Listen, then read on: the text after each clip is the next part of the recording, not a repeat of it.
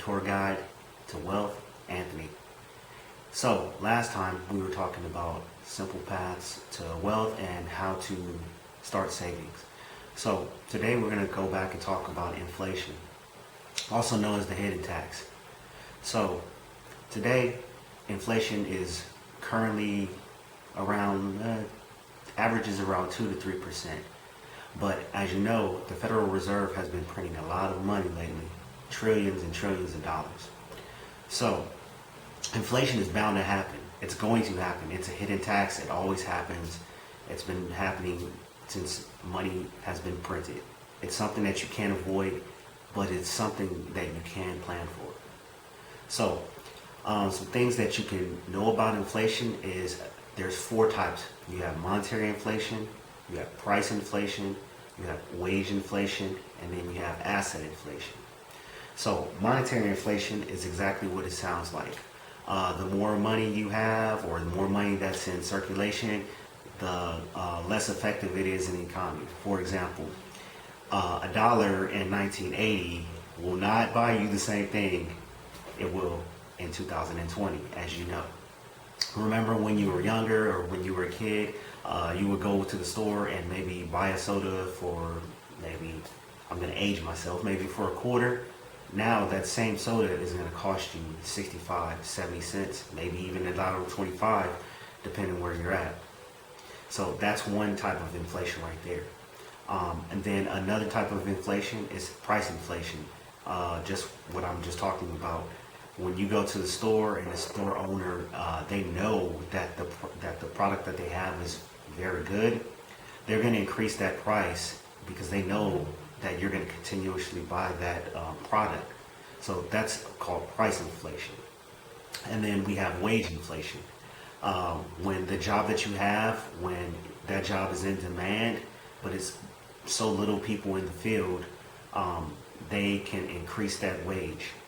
Or vice versa.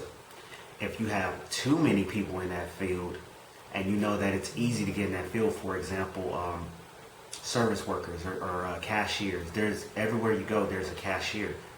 So most companies, they can pay less to a cashier because they know it's easy to get that type of person in to be a cashier.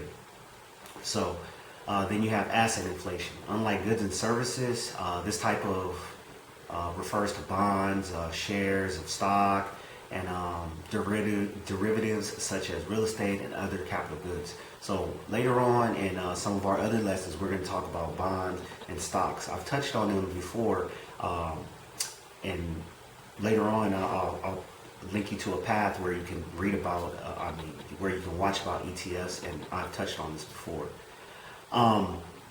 So they both have a cause and effect when you are dealing with inflation.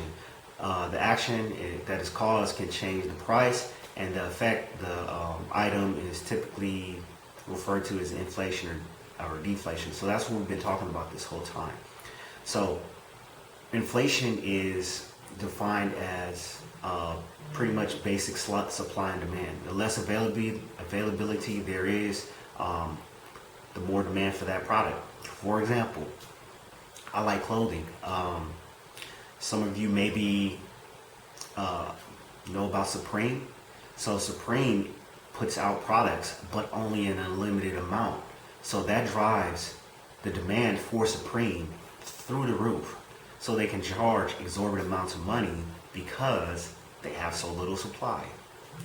But then we talked about inflation already, so now let's touch on deflation. So deflation is the opposite of inflation, of course, obviously. It's when it's also based on supply and demand, but that's when there's less demand but more supply of that. For example, if you go to a store and you see piles and piles and piles of one brand of chips, obviously nobody's buying that chip. So that chip is not going to cost that much because the store owner wants to get rid of that brand of chip. They're going to push the price down, meaning it's more affordable because they want to get rid of that product because there's so much of that product. Now, just like I'm going to give you another example. Let's say there's only 3 bags of this chip that were still in the store. The store owner knows that obviously this chip brand is selling very well. So they're going to charge a little bit more for that. So hopefully you guys understand the concepts of inflation a little bit better. I try to put it in simple terms. If you like this video, or if you think I can improve, go ahead, like down below or dislike down below. Leave a comment. And if you want to spread and you want to grow with me, go ahead and subscribe and hit that thumbs up.